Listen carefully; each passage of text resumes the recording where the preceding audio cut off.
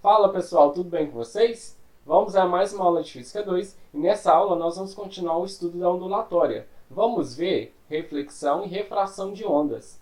Antes da gente começar essa aula, já deixe seu like nesse vídeo. Se você não for inscrito no canal Descobrindo o Universo, inscreva-se e badale o sininho para o YouTube te avisar sempre que um vídeo for postado.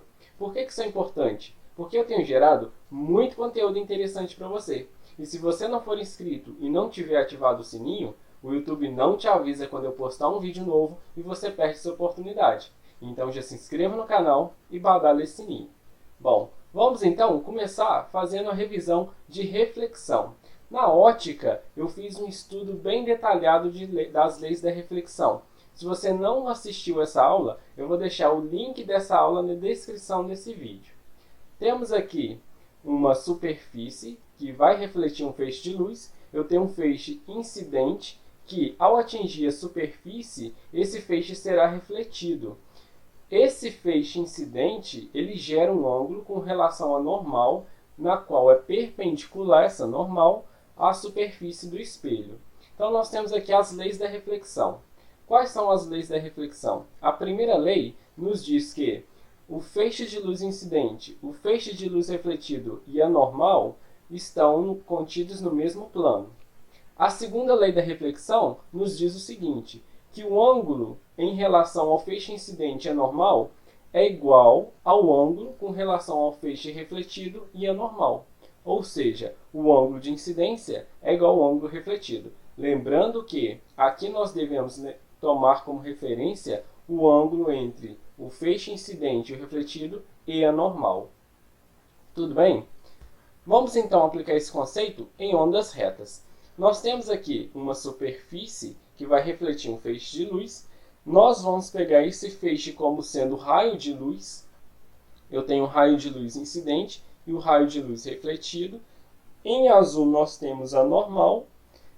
E nós temos o ângulo θ, que é o ângulo gerado entre o feixe incidente, o raio de luz incidente e a normal, e o raio de luz refletido e a normal. Nós temos ondas retas que vão até a superfície desse espelho e vai refletir.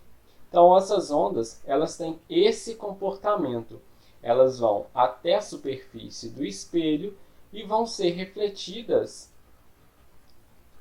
seguindo o raio refletido. Notem que as ondas elas são perpendiculares aos raios incidentes e refletidos. Aqui nós temos um comprimento de onda, que eu vou chamar de lambda.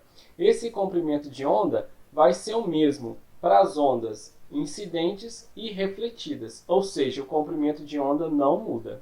Aqui nós vamos ter a inversão de fase. O que seria a inversão de fase? Eu tenho ondas que incidem fazendo esse comportamento, para cima, para baixo, para cima, para baixo, para cima.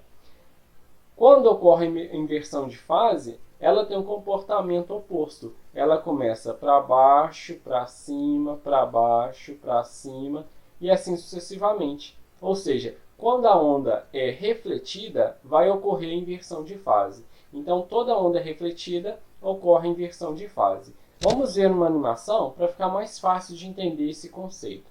Nós temos aqui as ondas incidentes na superfície refletora. Essa superfície vai refletir as ondas incidentes e vai ocorrer inversão de fase e essas ondas vão ser refletidas com o mesmo comprimento de onda. Aqui o comprimento de onda não muda. Beleza? Bom, vamos então aplicar em ondas circulares. Ondas circulares podem ser geradas, por exemplo, quando você deixa cair ou joga uma pedrinha sobre a superfície de um lago. Vamos pegar, por exemplo, uma superfície. Nessa superfície eu vou gerar uma onda circular, vou deixar cair uma pedrinha na superfície desse lago e vai se propagar uma onda circular. Quando essa onda circular atinge um obstáculo, que no caso aqui seria essa reta preta, essa onda vai ser refletida. Essa onda é refletida como se nós tivéssemos uma fonte simétrica a essa fonte aqui embaixo. Ou seja, essas ondas refletidas vão ter um comportamento de uma fonte imaginária que nós temos aqui, que estão gerando essas ondas. E elas se propagam na direção dessas setas. Tudo bem? Bom, vamos Vamos então entender melhor o conceito de inversão de fase. Nós temos aqui uma superfície, onde eu tenho uma mudança do meio A para o meio B. Aqui eu vou incidir um feixe de luz, e esse feixe de luz, parte dele vai ser refletido e parte dele vai ser refratado. Pessoal, quando a gente fala de refração, refração está diretamente relacionada à mudança de velocidade. Tudo bem? Quando a gente muda de um meio A para o meio B, ou meio 1 para o meio 2, ocorre uma mudança na velocidade se esses meios têm índices de refração diferentes. Então, nós temos aqui uma luz incidente numa superfície, parte dessa luz vai ser refletida, que é o fenômeno que nós vimos anteriormente, que é o da reflexão. Essa luz, parte dela é refletida e parte dessa luz é refratada. Como esses meios têm índices de refração diferentes, a luz vai ter comportamento, vai ter velocidades diferentes nesse meio. Por exemplo, se o meio B tem um índice de refração maior que o meio A, então a velocidade da luz no meio B vai ser menor que a velocidade da luz no meio A. Com essa mudança de meio, nós vamos ter uma aproximação do feixe refratado à normal. Ou seja, esse feixe ele vai aproximar da minha reta normal, onde ocorre uma redução no ângulo.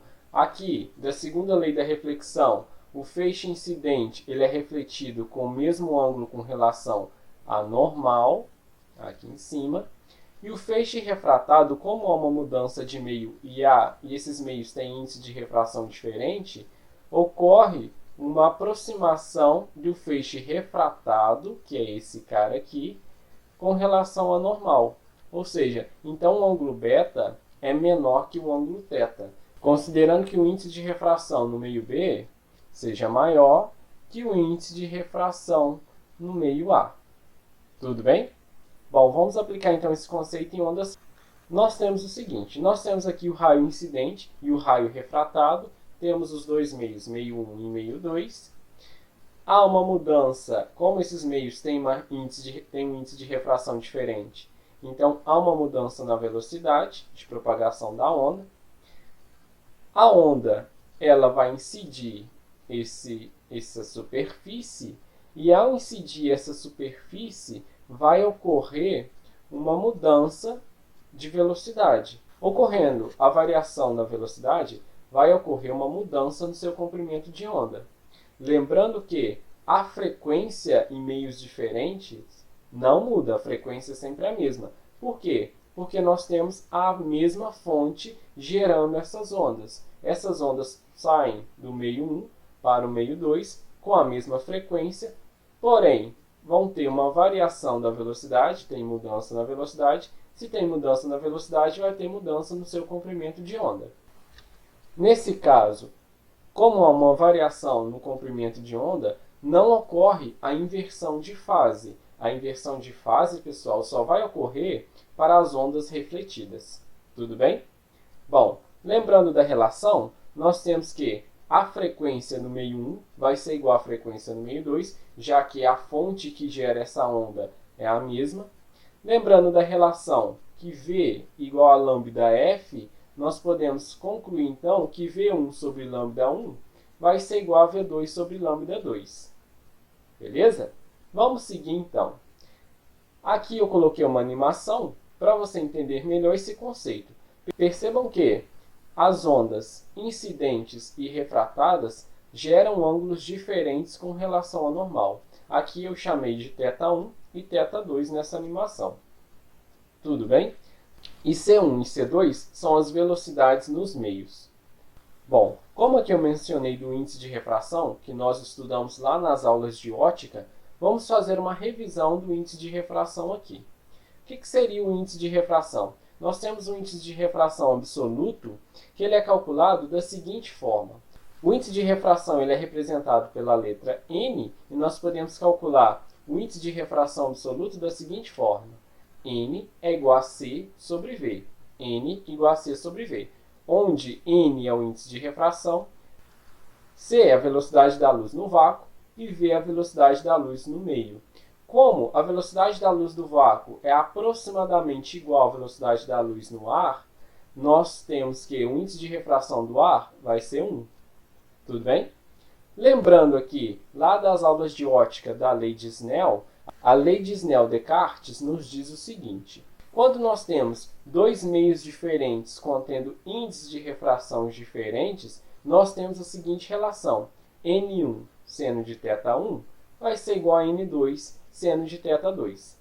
Percebam que, dessa relação, nós podemos concluir a ideia que eu mencionei no slide anterior, relacionada aos ângulos do feixe incidente e o feixe refratado. Percebam que, se a luz passa de um meio onde ela tem um índice de refração maior, ou seja, N2 maior que N1, eu vou ter um N2 que vai aumentar, vai ser maior. Por consequência, para essa relação ser conservada, eu vou ter um ângulo que vai sofrer uma redução. Ou seja, quando o N aumenta, o ângulo tem que reduzir. Então, essa é a relação que nós não devemos esquecer. Se o índice de refração é maior, então o ângulo com relação à normal vai ser menor. Tudo bem? Então, nesse caso, o feixe se aproxima da normal. Bom, vamos então definir o índice de refração relativo. O índice de refração relativo vai ser divisão dos índices de refração dos meios, ou seja, vai ser divisão de N1 por N2. Como nós podemos escrever o índice de refração em função da velocidade da luz no meio, nós podemos obter a seguinte relação, que N1 sobre N2 é igual a V2 sobre V1, onde N1 é o índice de refração no meio 1, N2 é o índice de refração no meio 2, V2 é a velocidade da luz no meio 2 e V1 é a velocidade da luz no meio 1. Aqui, a equação inverte. Nós temos N1 sobre N2 igual a V2 sobre V1.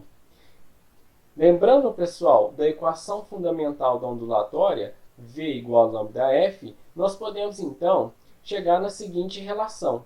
Nós podemos escrever que V1 sobre V2 é igual a λ1 sobre λ2, e com relação à lei de Snell, nós ainda podemos acrescentar nessa relação que nós temos que λ1 sobre λ2 vai ser igual a seno de θ1 sobre seno de θ2. Vocês não podem esquecer dessa relação, pois numa questão que vai te cobrar mais, você deve lembrar dessa relação. Bom, por hoje é só. Espero que tenha entendido. Bons estudos e até a próxima aula. Valeu, pessoal!